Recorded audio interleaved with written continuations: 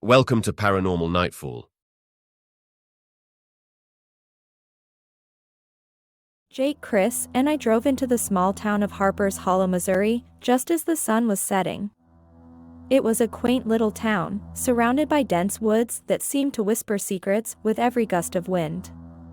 We had heard rumors about this place, about whispering voices and apparitions in the woods during full moon nights.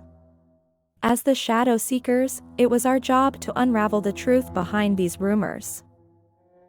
We set up our base at the local inn, a charming old building that had seen better days. The innkeeper, an elderly woman named Martha, was more than happy to share stories about the odd occurrences in town. She spoke about how on full moon nights, if you stood at the edge of the woods, you could hear voices whispering in a language no one could understand. Sitting around a map of the town and the surrounding woods in our makeshift command center, we planned our course of action.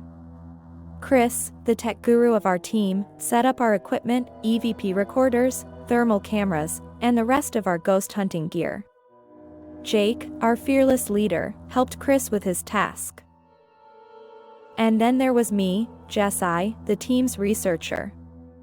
My job was to dig into the past, uncover the town's history, and see if there were any events that could explain the phenomenon we were investigating. After hours of poring over old newspapers, town records, and online databases, I stumbled upon a potential lead. The woods surrounding Harper's Hollow had been a battleground during the Civil War. Countless soldiers had lost their lives on that very soil. As I shared this with Jake and Chris, their eyes lit up. Restless spirits of fallen soldiers could indeed be behind the whispering voices.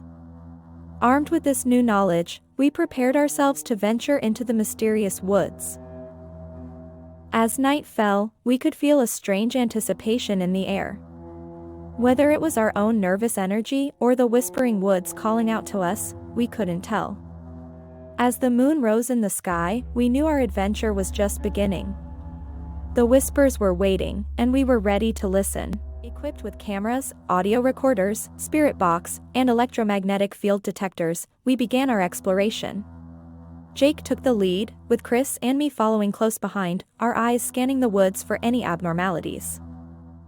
Chris's EMF detector suddenly beeped. We stopped in our tracks, and he held up the device, scanning the surroundings. The readings were unusual, not something we typically associated with natural phenomena. The temperature around us seemed to drop suddenly, and I couldn't shake off the feeling of being watched. We pressed on, recording our findings. Although we faint whispers, the strange sensations we experienced were enough to convince us that there was something out of the ordinary about these woods. At dawn, we headed back to town, our minds buzzing with thoughts and theories. We had a lot to discuss and plan for our nighttime visit when the full moon rose. The woods were whispering their secrets, and under the full moon's light, we hoped to hear their tales. As we turned back for one last glance at the woods, I could swear I saw a faint glow between the trees. Was it a trick of the light, or were the woods beckoning us for the night to come? Either way, we'd return. The next night, the moon hung heavily in the sky, casting long, shifting shadows across the forest floor. The atmosphere was charged with an unexplainable energy. We were back at the forest's edge, a sense of anticipation swirling around us. Armed with high-tech audio recording gear, we ventured into the woods. Each snapping twig beneath our feet echoed through the silence. We pushed deep, the feeling of being watched even stronger.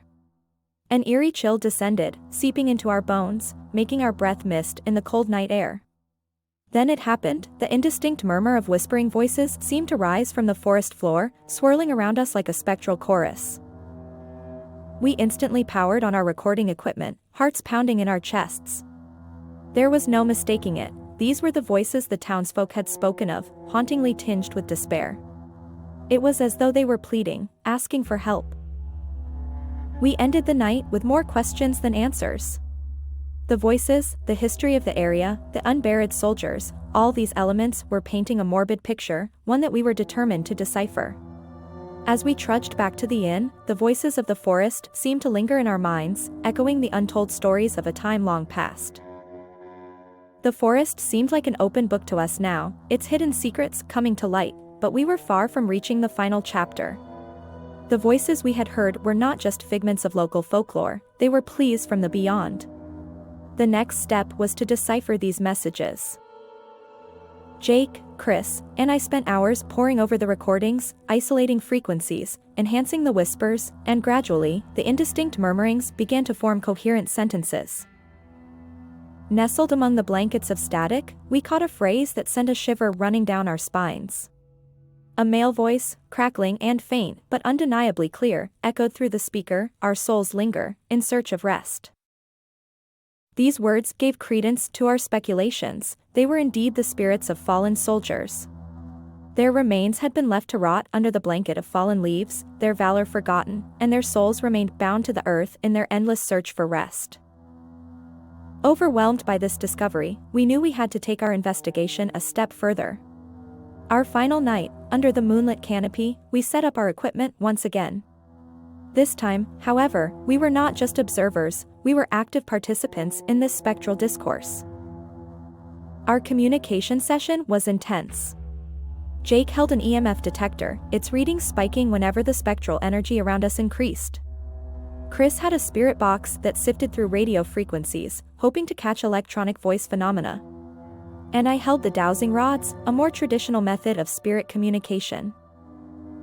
We reached out to the spirits, and to our surprise, they responded.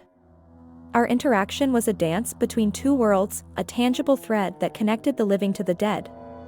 The spirits disclosed their identities as Civil War soldiers, their stories of valor and sacrifice lost in the annals of history.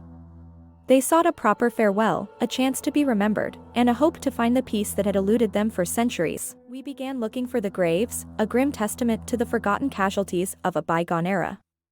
There they were, the remains of the soldiers whose spirits had cried out for acknowledgement and rest. With the help of the local authorities, we transported the remains to a local cemetery.